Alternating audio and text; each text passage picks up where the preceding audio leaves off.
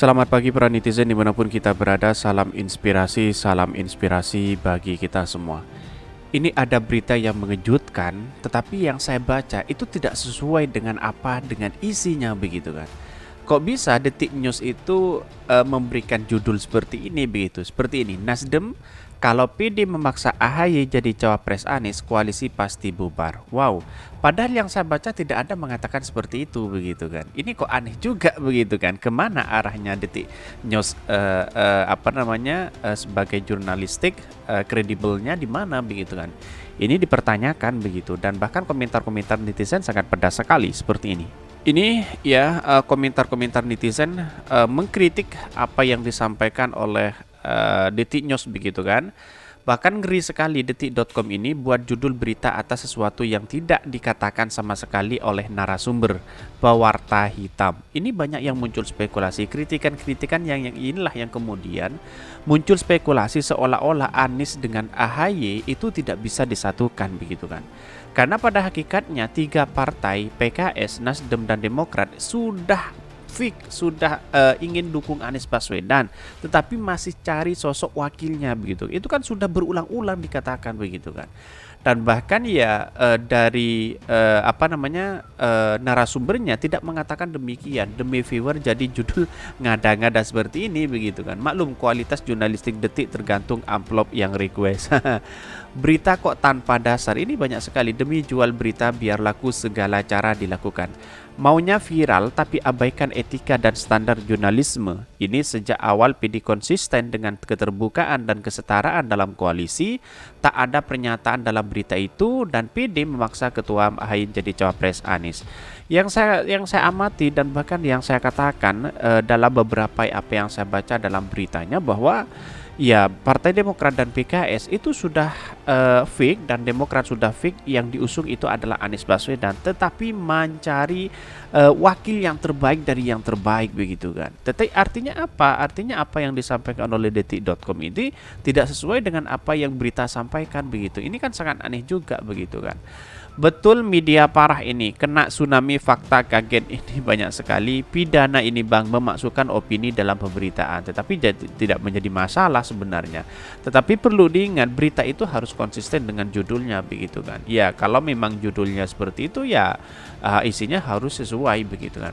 Ingat aja kalau gosipnya ada kekuatan gede banget dengan dana tajir banget, yang gimana caranya bikin Anies AHY jangan sampai jadi.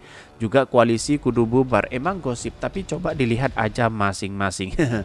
Detik.com adalah media pembenci Anies Baswedan, narasinya buruk terhadap Anies Baswedan. Media Detik.com bagian dari musuh rakyat karena pemberitaan yang tidak kredibel. Ya tidak seperti itu juga begitu kan.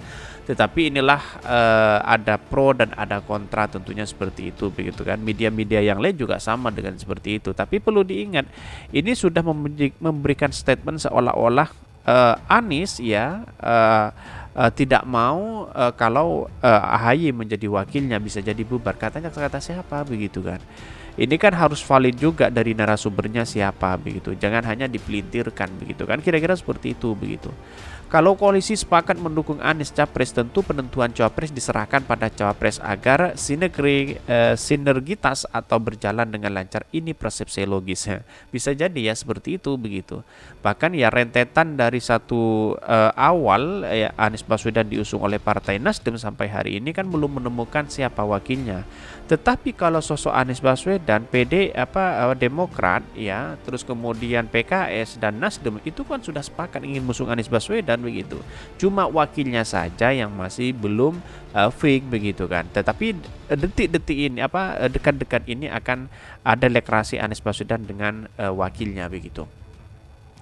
Dan bahkan kalau benar Detik.com sembarangan bikin berita berarti memang media kurang ajar banyak sekali yang dibully habis-habisan begitu. AHY nggak punya hoki menang. Waktu Pilgub DKI aja nggak punya peluang, susah ngangkat AHY. Ya di satu sisi dulu sejak terjun ke dunia politik itu kan secara tiba-tiba kerasa krusu kata Pak Jokowi begitu kan. Tetapi perlu diingat bahwa inilah demokrasi, bisa cair bisa tidak begitu kan. Sekarang menjadi lawan, besok menjadi kawan. Politik itu tidak bisa menentu begitu siapa wakilnya nanti, siapa menjadi calon presiden, karena semuanya itu adalah hak rakyat begitu. Tetapi memang ada satu sisi yang harus kita waspadai adalah para oligarki, orang-orang yang punya kepentingan, orang-orang yang mencari duit di situ, bermain di situ begitu kan. Ini nih yang sangat tidak disayangkan, harus dijaga betul begitu. Media detik ini apa sudut konfirmasinya ke Nasdem? Jangan kalian jadi media propaganda, mirip agen ganda ini. Serangan terhadap koalisi semakin masih ya. Semoga Demokrat, PKS dan Nasdem bersabar untuk kemenangan di depan mata. Jangan goyah, yang punya beban harap minggir dulu biar tidak terganggu koalisi. Ya, betul seperti itu. Tapi mari kita baca terlebih dahulu isi beritanya. Apakah sesuai dengan judulnya? Ini seperti ini. Ini Nasdem kalau PD memaksa AHY jadi cawapres Anies, koalisi pasti bubar. Wow, ini dikutip dari detik.com, Detik News ya. Ini nih, mari kita baca. Jakarta, Partai Demokrat berharap ketum mereka Agus Harimurti Yudhoyono bisa dideklarasikan koalisi perubahan PKS dan Demokrat dan Nasdem sebagai bakal calon wakil presiden cawapres Anies Baswedan. Wakil Ketua Nasdem Ahmad Ali menyampaikan harapan itu belum dibicarakan di internal dan juga dengan Anies. Ini kan jelas, narasinya kan jelas begitu, beda dengan judulnya tadi begitu kan, seolah-olah ada pembubaran kalau Anies Baswedan atau wakilnya adalah AHY begitu kan. Kita berharap bahwa koalisi perubahan yang akan diusung ini membicarakan untuk hal yang bisa besar. Sejak awal kita bersepakat koalisi ini untuk membentuk koalisi yang setara, tidak ada yang memaksakan hendak dalam koalisi tersebut. Bahkan dia mengatakan Nasdem juga berdiskusi dengan PKS dan Demokrat ketika mengumumkan Anies sebagai calon presiden. Dia berharap ada kesinambungan dalam diskusi koalisi. Bahkan kalau kemudian ada partai yang membuat syarat kadernya harus menjadi calon wakil presiden misalnya, dan itu menjadi suatu aturan, maka saya pastikan koalisi ini akan bubar. Ini banyak sekali yang mengutip. Mari kita baca. Jadi karena sampai hari ini kita belum membicarakan itu, Anies belum membicarakan itu. Ini yang disampaikan. Menjadi calon wakil presiden misalnya, dan itu menjadi suatu aturan, maka saya pastikan bubar. Ini. Kalau kemudian ada partai yang membuat syarat kadernya harus menjadi calon wakil presiden misalnya, ya begini maksudnya.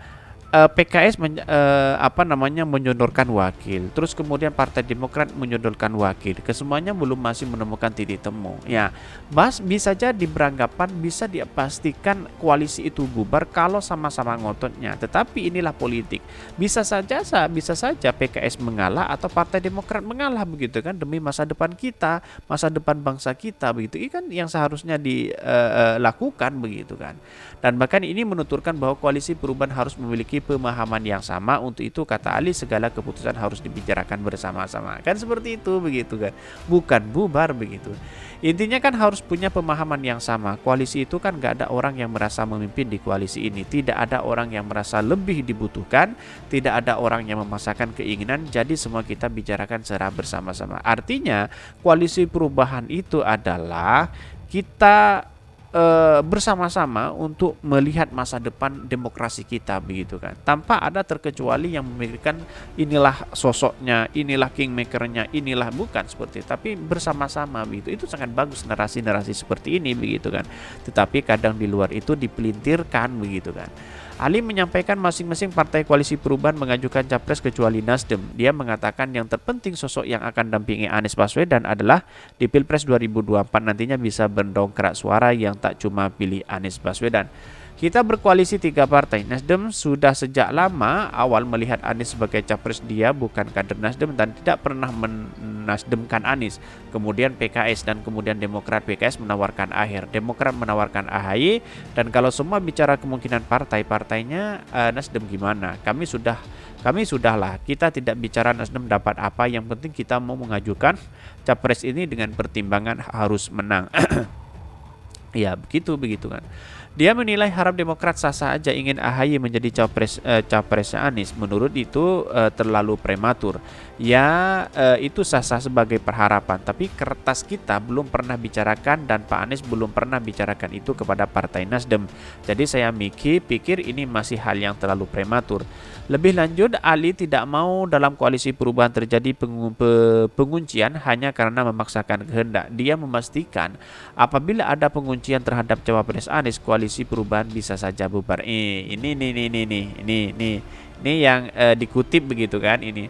kalau dia memastikan apabila ada penguncian terhadap cawapres, Anies koalisi perubahan bisa bubar. Iya, kalau memang statement seperti itu muncul, karena ini masih praduga begitu kan, masih dianalisis apakah layak atau tidak begitu kan. Menjadi calon wakil presiden, wakil presiden itu kan tidak mudah, harus cari sosok figur yang baik begitu kan. Ini sangat disayangkan sekali bahwa apa yang selama ini digoreng oleh orang-orang di luar sana yang tidak suka dengan Anies Baswedan dengan AHY, inilah menjadi judul utama begitu kan. Bahkan ini Demokrat harap AHY jadi cawapresnya. Sebelumnya anggota Majelis Tinggi Partai Demokrat Syarif Hasan mengatakan pihaknya tengah bersiapkan calon presiden dan wakil presiden terbaik pilihan partai. Syarif berharap pendeklarasian koalisi dan cawapres itu bisa dilakukan di bulan Februari 2023. Bahkan Syarif berharap ini bukan Februari itu akan ada pendeklarasian koalisi Partai Demokrat, PKS dan Nasdem. Ia berkeinginan di bulan tersebut juga sudah sekaligus pendeklarasian capres-cawapresnya. Bahkan dalam kesempatan yang sama, Syarif berharap Ketua Umum Partai Demokrat Agus Harimurti Yudhoyono bisa menjadi calon wakil presiden cawapres dari koalisi perubahan. AHY diharapkan bisa mendampingi Anies Baswedan untuk maju. Tetapi di satu sisi perbandingannya ada Bu Hovifah, ada Gatot, ada Jenderal Andika begitu, yang sama-sama kuat begitu di posisi politik begitu kan. Tidak hanya kuat di posisi partai, tetapi di perhitungan rekam jejak itu yang menawarkan begitu kan. Itu sangat disayangkan sekali ketika Anies misalnya disandingkan dengan orang-orang yang memang tidak punya atau membantu terhadap elektabilitas dan popularitasnya atau meraup suara terbanyak. Tetapi perlu diingat harus di situ begitu. Maka disinilah yang kemudian saya tekankan, harus mengalah antara PKS dengan Demokrat. Tidak semuanya sama-sama mengusulkan wakilnya begitu kan. Ini kan kalau memang demokrasi ini dibangun bersama-sama, ya wakilnya dari siapapun begitu kan. Tidak perlu kita harus ini dan itu begitu. Toh yang didapatkan hanya cawapres begitu kan. Kan kira-kira seperti itu logikanya begitu kan. Kan intinya kita menang begitu. Nah, persoalan menang itu adalah yang harus kita pikirkan bersama di koalisi perubahan begitu kan, daripada kalah juga begitu. Kan kira-kira seperti itu logikanya. Maka target pelaksanaan Nasdem itu adalah dipasrahkan ke Anies Baswedan untuk menang begitu. Koalisi perubahan harus menang, kira-kira seperti itu.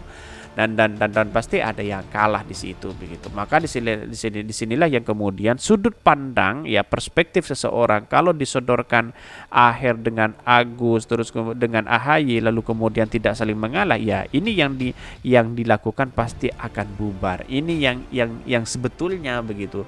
Bukan lalu kemudian harus ngotot Anies AHY menjadi wakilnya akan bubar, bukan ya. Ini narasi yang harus kita luruskan begitu kan.